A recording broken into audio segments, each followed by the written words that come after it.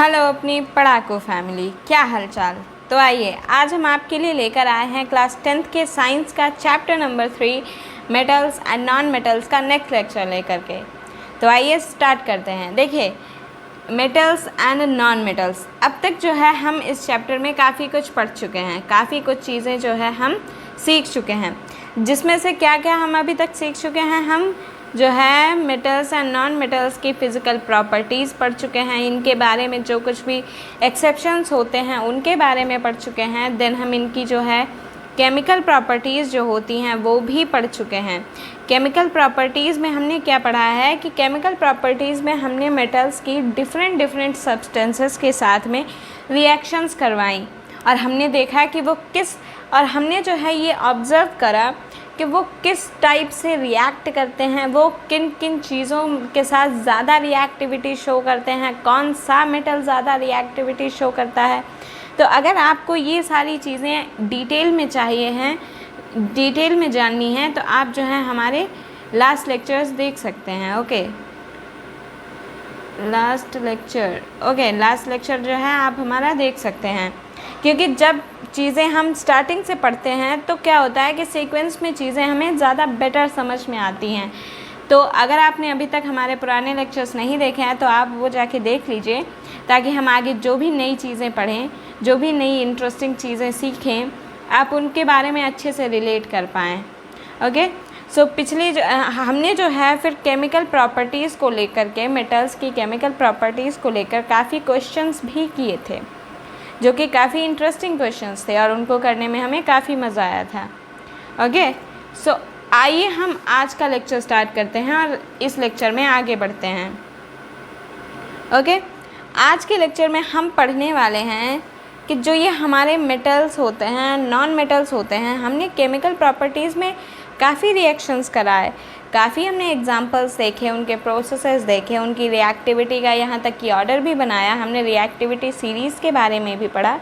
But यहाँ पर एक चीज़ हमारे दिमाग में क्वेश्चन उठता है कि मेटल्स एंड नॉन मेटल्स जो होते हैं ये रिएक्ट आखिर करते कैसे हैं। भाई, जब अंदर रिएक्शन हो रही होती है तो उस रिएक्शन में एग्जैक्टली हो क्या रहा होता है कि एक मेटल दूसरे किसी आयन का साथ छोड़कर किसी और आयन के साथ चला जाता है। दो जो आपके पार्टिकल्स होते हैं या दो जो अलग अलग मेटल्स होते हैं या नॉन मेटल होते हैं, वो एक दूसरे के साथ जुड़ के मॉलिक्यूल बना लेते हैं, कंपाउंड्स बना लेते हैं। कैसे होता है ये सब कुछ, तो आज के लेक्चर में हम यही पढ़ने वाले हैं। और आज का हमारा टॉपिक रहने वाला है the process of reaction of metal and non metal. तो सबसे पहले हम अपना हेडिंग डालते हैं, the process of reaction of metals and non metals, यानी कि हमारे जो ये मेटल हैं एंड नॉन मेटल हैं, ये आखिर क्या झोलझाल करते हैं और कैसे रिएक्शन करते हैं, इनकी रिएक्शन की क्या प्रोसेस होती है, हम वो पढ़ने वाले हैं। अब देखिए, हमने जो है काफ़ी पीछे जो है काफ़ी रिएक्शंस करी हैं डिफरेंट रिएजेंट्स के साथ, जिसमें हमने देखा है कि मेटल जो है कभी किसी को कभी ऑक्सीजन के साथ रिएक्ट करके ऑक्साइड बना रहा है, कभी वाटर के साथ रिएक्ट करके वो सॉल्ट या कुछ और हमें दे रहा है, ऑक्साइड दे रहा है, हाइड्रोक्साइड दे रहा है। तो ये जो रिएक्शंस होती हैं ये कैसे होती हैं। अब देखिए, हम जो हैं पिछले क्लास का मतलब क्लास 9th में जो है हम इलेक्ट्रॉनिक कन्फिग्रेशन के बारे में पढ़ चुके हैं। इलेक्ट्रॉनिक कन्फिग्रेशन क्या होता है, कैसे निकाला जाता है, ये हम अच्छे से पढ़ चुके हैं। और हमें ये भी पता है कि जो हमारी नोबल गैसेस होती हैं उनके पास एक कम्प्लीटली फिल्ड जो होती है वैलेंस शेल होती है ना। जो हमारे नोबल गैसेस होते हैं उनकी जो बैलेंस शेल होती है वो कम्प्लीटली फिल्ड होती है, यानी कि वो जो हैं एकदम तृप्त होते हैं, तो उनको जो है उनकी केमिकल एक्टिविटी जो है काफ़ी लो होती है। सो हम अपना फर्स्ट पॉइंट जो भी हैं वो ऐड करते चलेंगे और आगे जो है हम अच्छे से जो है कंपाउंड्स को बनाकर उनका एग्जाम्पल सहित हम देखेंगे ताकि कोई भी मन में जो है डाउट ना बचे। ओके, सो सबसे पहले जो नोबल गैसेस होते हैं हम उनके बारे में ही अपना पॉइंट लिख लेते हैं, that noble gases have a completely filled valence shell। Okay, so noble gases जो होते हैं उनकी जो बैलेंस शेल होती है वो completely filled होती है। सो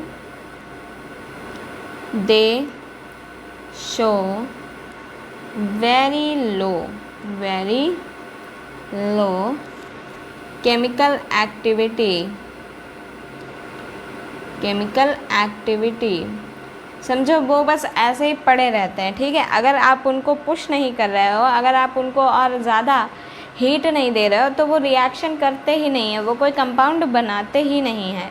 ये होते हैं हमारे नोबल गैसेस, जिनको हम आलसी गैसेस भी बोल सकते हैं। ओके, फिर क्या होता है कि देखिए अब ये यहाँ पर एक वर्ड आया है केमिकल एक्टिविटी, या हम इसको केमिकल रिएक्टिविटी भी बोल सकते हैं। तो अगर हम इन जनरल बात करें तो ये रिएक्टिविटी वर्ड एक्सप्लेन क्या करता है, मतलब रिएक्टिविटी वर्ड जब हम सुनते हैं तो हमारे दिमाग में क्या इमेज बनती है, रिएक्टिविटी क्या होती है। तो ये इम्पॉर्टेंट चीज़ है, तो मैं इसको कलर चेंज करके लिखती हूँ। Okay, so reactivity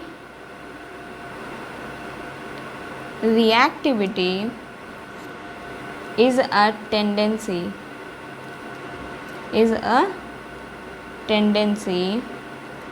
to attain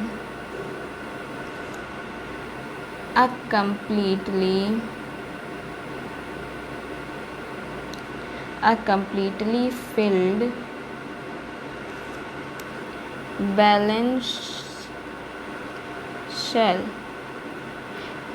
अब देखिए भाई, एक बात मुझे बताइए, कौन नहीं चाहता कि वो अपनी ज़िंदगी में काफ़ी आराम करे। भाई सोना किसे नहीं पसंद है, किसको आराम करना नहीं पसंद है। तो हमने यहाँ ऊपर बात करी थी कि नोबल गैसेस जो होते हैं वो अपने आराम से बेजान पड़े रहते हैं, उनको किसी से कोई मतलब नहीं है, आलसी होते हैं। तो रिएक्टिविटी क्या होती है, रिएक्टिविटी वो टेंडेंसी होती है जिससे कोई भी एलिमेंट, कोई भी मेटल, कोई भी नॉन मेटल जो होता है वो एक कम्प्लीटली फिल्ड बैलेंस शेल को पाने की कोशिश करता है। भाई देखिए हम लोग क्या करते हैं, हम लोग इतनी पढ़ाई कर रहे हैं, हम लोग जॉब पे जाते हैं, हम लोग जॉब करते हैं, पैसा कमाते हैं। किस लिए कमाते हैं? ताकि हमारे पास इतना पैसा हो जाए एक दिन, या लोग, बहुत से लोग होते हैं कि वो बोलते हैं कि ओल्ड एज में जो है हम आराम से अपना गुजारा कर पाएँ।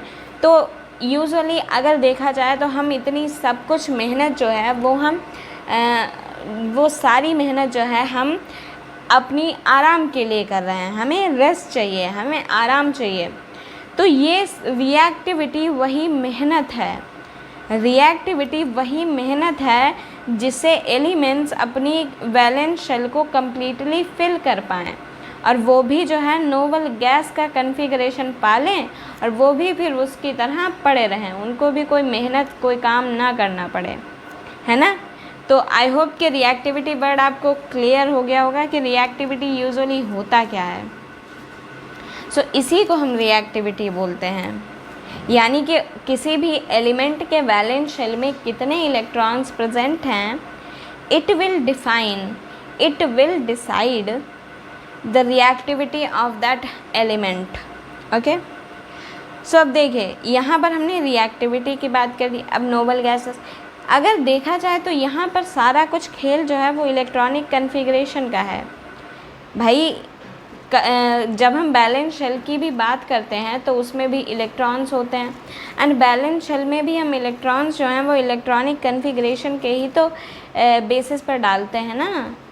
तो आइए हम सबसे पहले जो है इलेक्ट्रॉनिक कन्फिग्रेशन की बात करते हैं। सो मैं यहाँ पर नेक्स्ट हेडिंग ही यहाँ पर छोटी सी डाल दूँगी, इलेक्ट्रॉनिक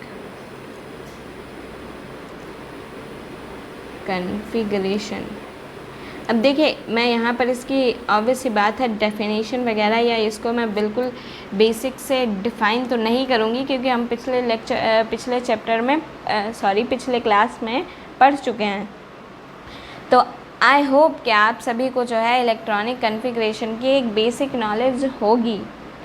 ओके, अब देखिए हम इसको जो है एक एग्ज़ाम्पल लेकर के इसको एक्सप्लेन करते हैं। जैसा कि मैंने आपको बताया था कि हम जो हैं काफ़ी अपने कंपाउंड्स को कैसे बनते हैं उसको हम एग्ज़ाम्पल्स के थ्रू समझेंगे।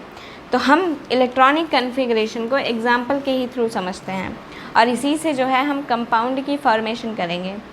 अब यहाँ पर जो है हम ले लेते हैं कंपाउंड, छोड़िए हम यहाँ पर 2 अपने एलिमेंट्स ले लेते हैं, जिसमें से एक हमारा हो जाता है सोडियम, एक दूसरा हमारा हो जाता है क्लोरीन। अब ये मैंने लिखा है तो आपको पता होगा कि ये दोनों एलिमेंट्स जो हैं आपके मिलकर के कौन सा कंपाउंड बनाते हैं। ऑब्वियस सी बात है हमारा कॉमन सॉल्ट बनाते हैं NaCl, सोडियम क्लोराइड। ओके, सो आइए हम देखते हैं कि ये आखिर क्या अदला बदली क्या झोल झाल करते हैं जिससे जो है हमारा कॉमन सॉल्ट बन के तैयार हो जाता है और हम उसे 4 से और वो जो है हमारी डिलीशियस डिशेस का टेस्ट बढ़ाता है। ओके, सो आइए स्टार्ट करते हैं। सोडियम की बात करते हैं सबसे पहले। सोडियम का एटॉमिक नंबर कितना होता है? सोडियम का एटॉमिक नंबर होता है 11, है ना। सोडियम का इलेक्ट्रॉनिक नंबर होता है 11। इसका जब हम इलेक्ट्रॉनिक कन्फिग्रेशन लिखते हैं तो वो कितना आता है 2, 8, 1। लास्ट में इसमें 1 आता है, यानी कि KLM, यानी कि इसकी जो यम शेल है उसमें 1 इलेक्ट्रॉन होता है। सो हम यहाँ पर जो है इसको पॉइंट वाइज लिखते जाएंगे ताकि चीज़ें जो हैं आपको क्लियर होती जाएं। तो सबसे पहला हम पॉइंट क्या लिखेंगे? सोडियम हैज़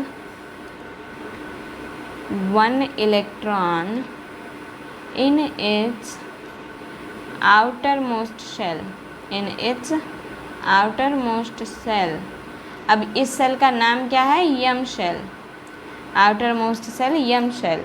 अब यहाँ पर अगर हम ध्यान दें तो यहाँ पर ये 1 है।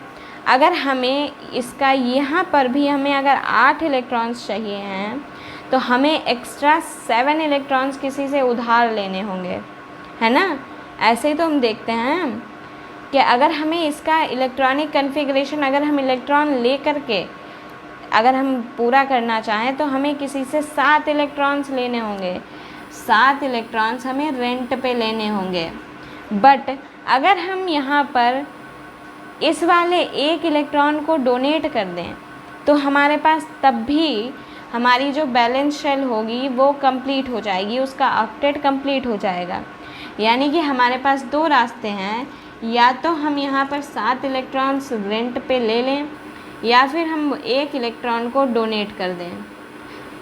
अब ये हम सभी को पता है कि जो उधार लेता है उसकी इज़्ज़त नहीं होती है एंड जो डोनेट करता है कोई चीज़ उसकी इज़्ज़त होती है ना।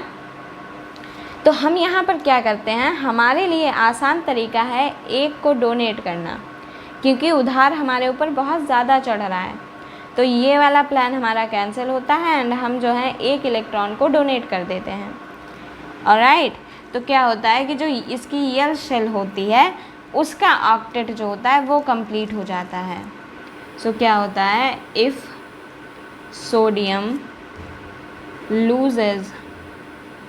loses दिस इलेक्ट्रॉन, कौन सा इलेक्ट्रॉन? जो ये इलेक्ट्रॉन है जो इसके आउटर मोस्ट शेल में है। If sodium loses this electron then L shell has completely stable octet।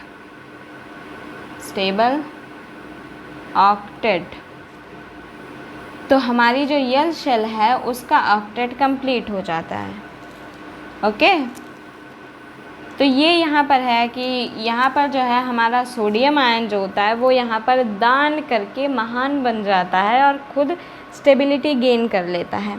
लेकिन अब यहाँ पर होता क्या है, जैसे हमने पढ़ा है पहले ही कि जो जैसे यहाँ पर एटॉमिक नंबर 11 है, तो 11 का मतलब है कि यहाँ पर 11 इलेक्ट्रॉन्स हैं एंड 11 जो है प्रोटॉन्स हैं इसके न्यूक्लियस में, है ना।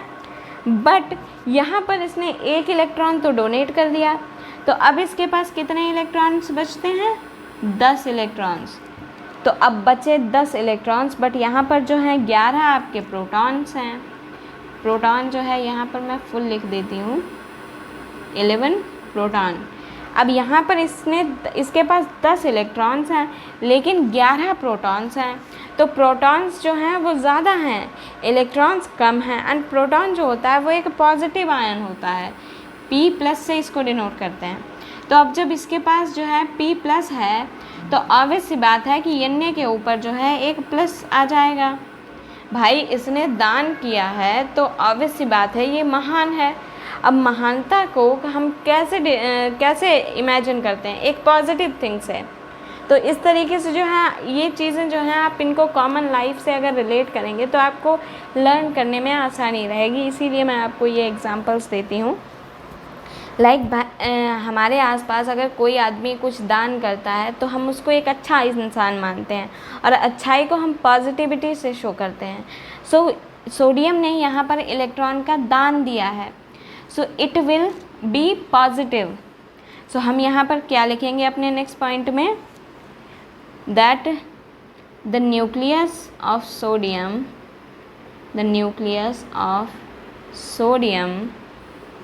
still have 11 protons, but the number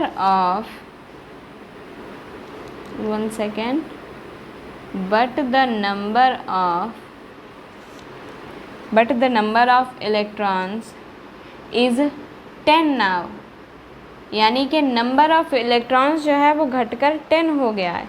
electrons यहाँ पर पूरा लिख देती हूँ, ऑफ इलेक्ट्रॉन्स इज़ 10 नाउ। तो क्या होता है, so there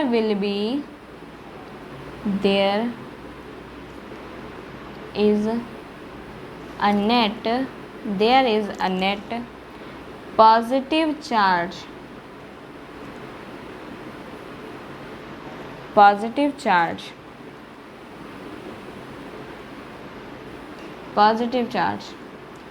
giving us Na plus cation। अब देखिए यहाँ पर 2 वर्ड्स आते हैं, मैं यहीं पे आपको साइड में समझा देती हूँ। यहाँ पर जो है आपके 2 वर्ड्स आते हैं, एक आता है कैटायन, एक आता है एनायन। ये जो है बहुत ही कॉमन वर्ड्स हैं, आपको ध्यान रहना चाहिए, इनके मीनिंग आप समझ लें। कैटायन जो होता है, जो भी पॉजिटिव आयन होगा हम उसको कैटायन बोलेंगे, एंड जो भी नेगेटिव आयन होगा वो हमारे लिए जो है वो एनायन होगा। ओके, सो आगे अगर कैटायन एंड एनायन वर्ड्स आएँ तो आपको यही देखना है कि पॉजिटिव है तो वो कैटायन है एंड नेगेटिव है तो वो एनायन है। सो यहाँ पर क्या है कि जब सोडियम पर हमारा पॉजिटिव आ गया तो पॉजिटिव चार्ज जो होता है वो हमें Na+ कैटायन दे रहा है। ये अब हमने जो है यहाँ पर Na+ की फॉर्मेशन कर ली। अब हम अपने नेक्स्ट पे बढ़ते हैं जो कि है हमारा क्लोरीन। अब हम देखते हैं कि क्लोरीन के साथ क्या लफड़ा है। नंबर 2 क्लोरीन का एटॉमिक नंबर कितना होता है, 17, है ना। अब हम यहाँ पर पहले ही लिख लेते हैं 17 का मतलब है कि 17 इलेक्ट्रॉन्स एंड 17 प्रोटॉन्स। ऑलराइट, अब जो है हम आगे बढ़ते हैं। इसका इलेक्ट्रॉनिक कन्फिग्रेशन अगर हम देखते हैं तो कितना होता है, 2, 8, 7, 2, 8, 7। अब इसके लास्ट वाली जो शेल है इसमें 7 इलेक्ट्रॉन्स हैं। But we want the stable octet in the outermost shell. तो अब यहाँ पर 7 इलेक्ट्रॉन्स हैं। अब अगर हम देखें तो यहाँ पर भी हमारे पास जो है 2 चॉइसेस हैं।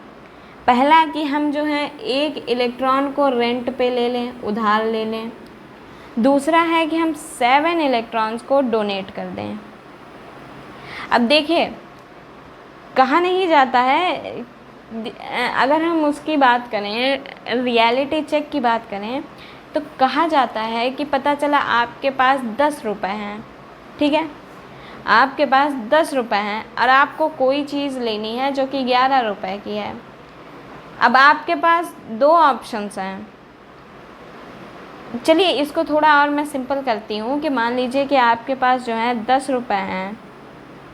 अब आपको एक चीज़ ख़रीदनी है जो कि 11 रुपये की है, बट वहीं आप क्या सोच रहे हैं, वहीं आप सोच रहे हैं कि आपके बगल में एक आदमी खड़ा है, वो उसके पास पैसे हैं, बट वो आपको 2 ऑप्शंस देता है कि आप जो हो या तो मेरे से 1 रुपया आप रेंट पे ले लो, उधार ले लो, या फिर मुझे ये 10 रुपये दे दो, मुझे ये 10 रुपये दे दो।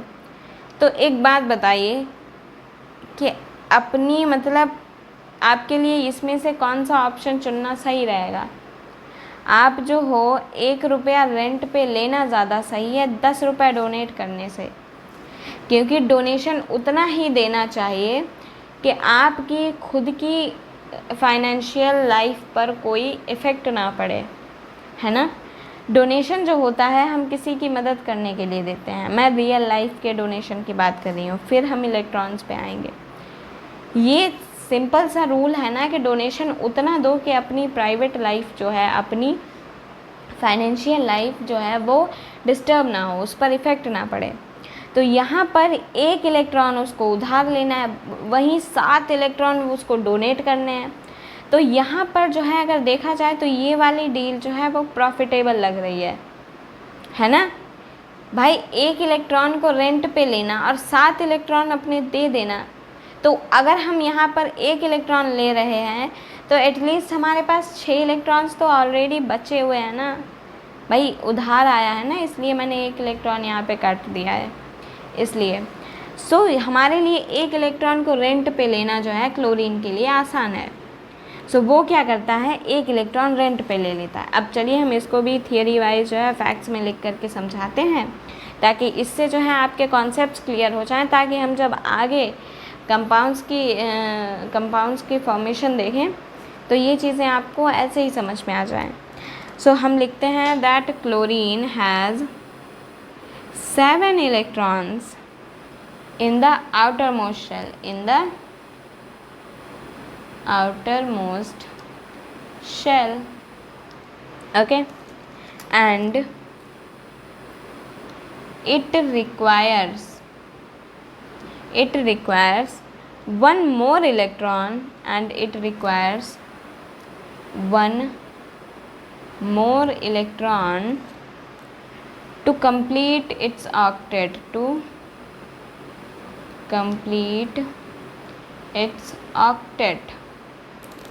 ओके। अब क्या होता है, उसे 1 इलेक्ट्रॉन चाहिए है, तो वो 1 इलेक्ट्रॉन ले लेता है। क्लोरीन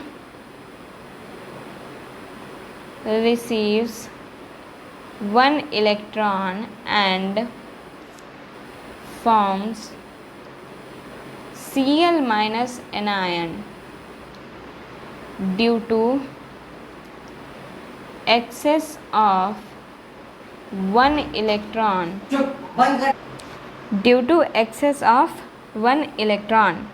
यानी कि क्लोरीन में अब क्या हुआ है कि हमारे पास 18 इलेक्ट्रॉन्स हो गए हैं, 18 इलेक्ट्रॉन्स हो गए हैं, बट 17 प्रोटॉन्स हैं। तो यहाँ पर जो है इलेक्ट्रॉन्स ज़्यादा हो रहे हैं, तो क्या होगा, हमारे पास क्लोरीन पर जो है एक माइनस आयन हो जाएगा, जिससे हम इसको एनायन बोलेंगे। ये क्या होगा, क्लोराइड एनायन होगा।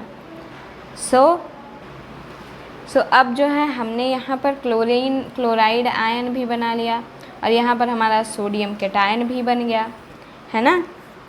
अब देखिए यहाँ पर एक बात बताइए, अब जो है हम सोडियम और सोडियम एंड क्लोरीन दोनों की एक साथ बात करते हैं। Na plus cation, chlorine minus anion. अब एक बात बताइए, ये या हम ये अभी हटाते हैं।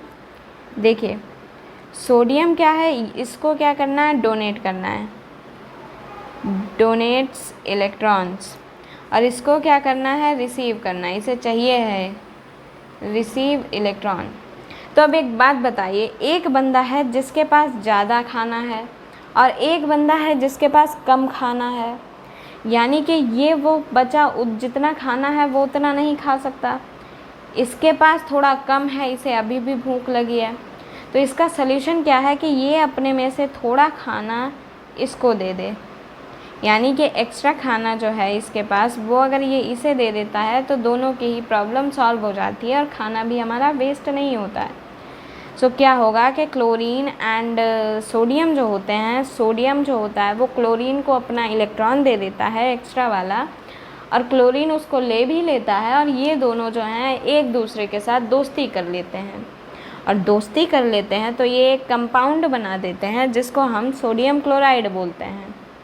ओके, सो कैसे करते हैं, अब हम यहाँ पर जो है अपना नेक्स्ट फैक्ट लिखते हैं। क्या है, if sodium and chlorine react then electron lost by sodium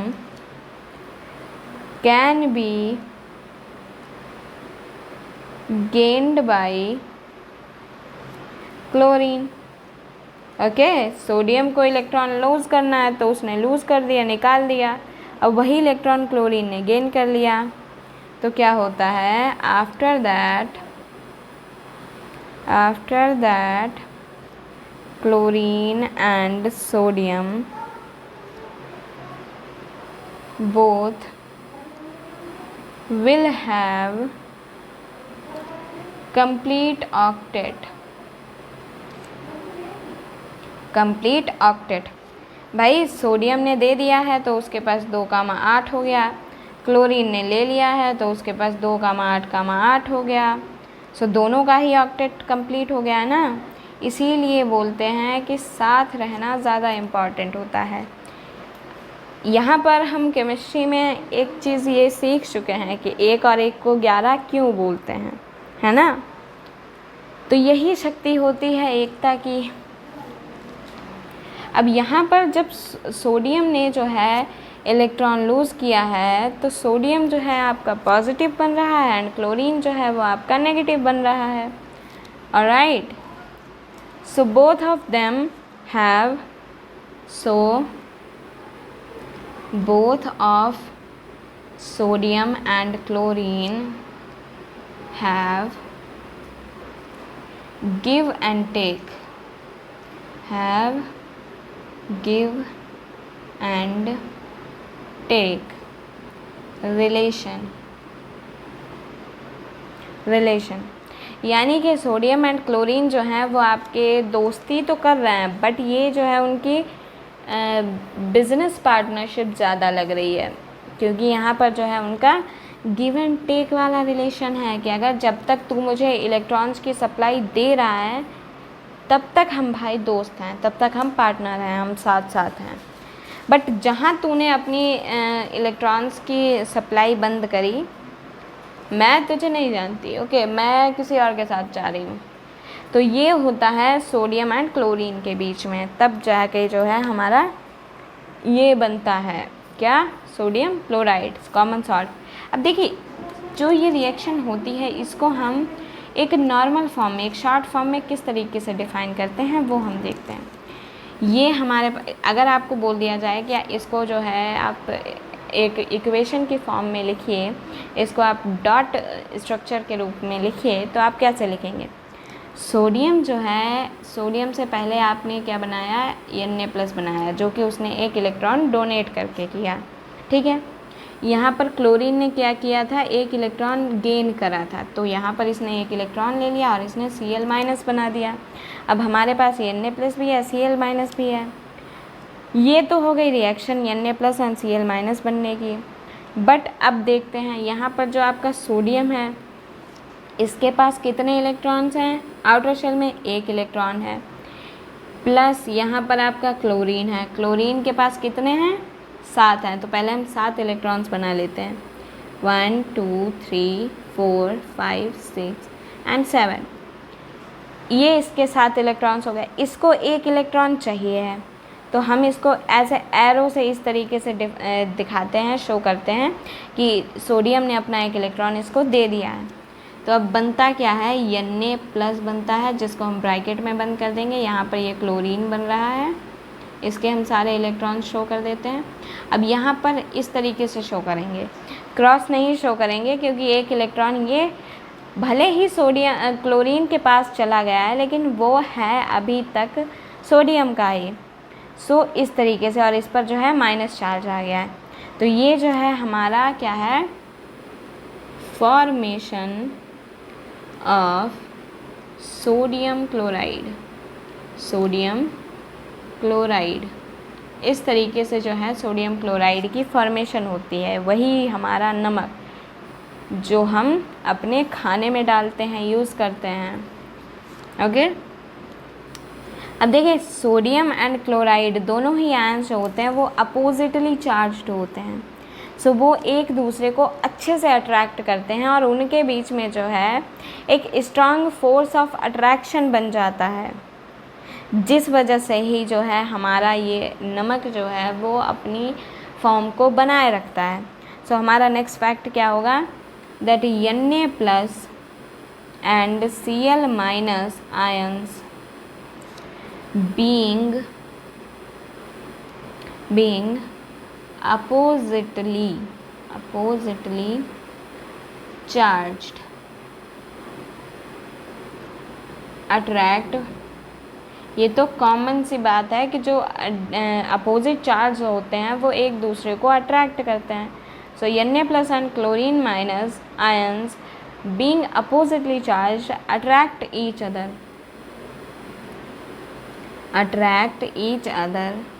and are held by strong electrostatic force. अब ये चीज़ यहाँ पर इम्पॉर्टेंट है याद रखने वाली कि इनके बीच में जो है इलेक्ट्रोस्टैटिक फोर्स होता है, ठीक है। इलेक्ट्रोस्टैटिक फोर्स ऑफ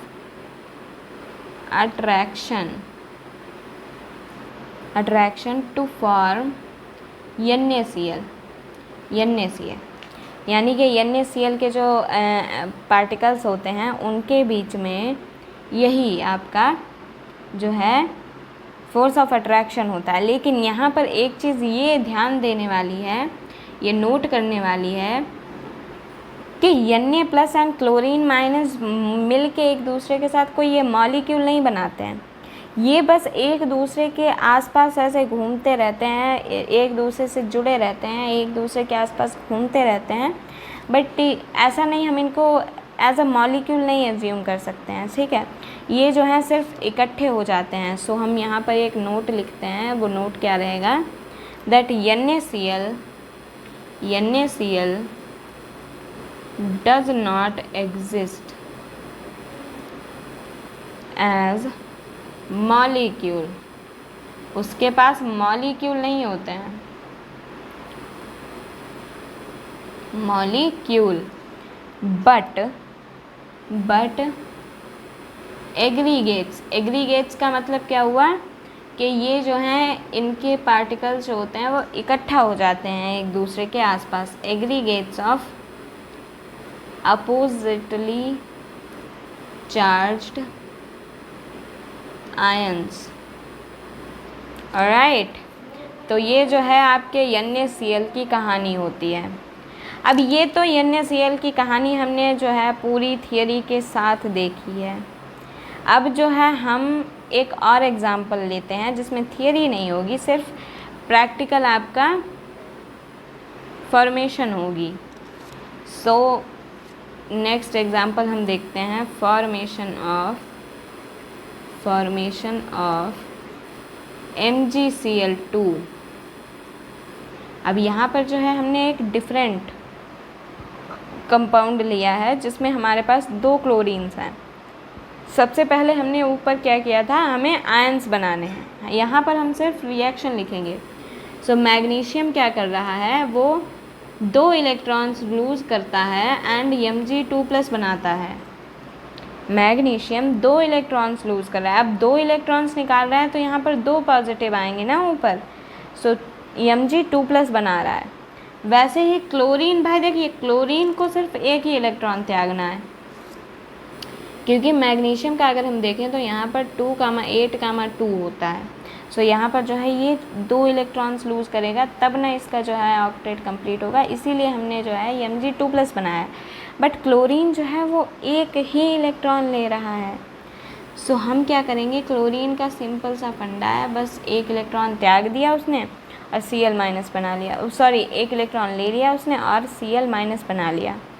अब यहाँ पर हमें रिएक्शन अगर करानी है तो हम Mg लेंगे।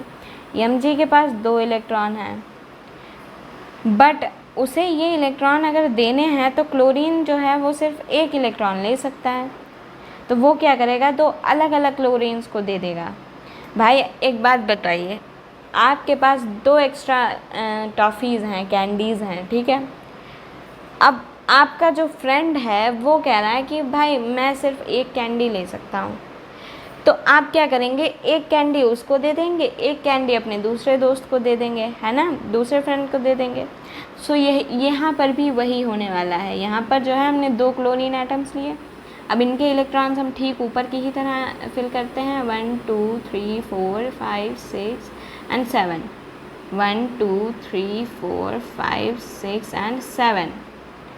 अब ये अपना एक इलेक्ट्रॉन इसने इसको दे दिया, एक इलेक्ट्रॉन इसने इसको दे दिया, तो क्या बन गया हमारा Mg2+। ब्रैकेट बंद कर दें।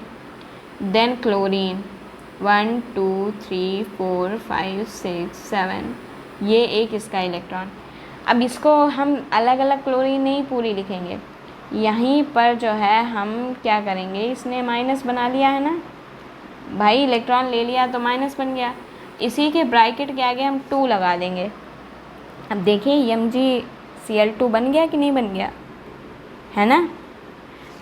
अब देखो, अब यहाँ पर जो है हम इस पूरी कहानी की समरी लिख देते हैं लास्ट में।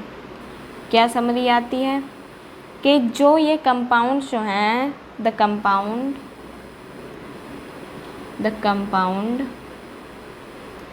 formed by the transfer of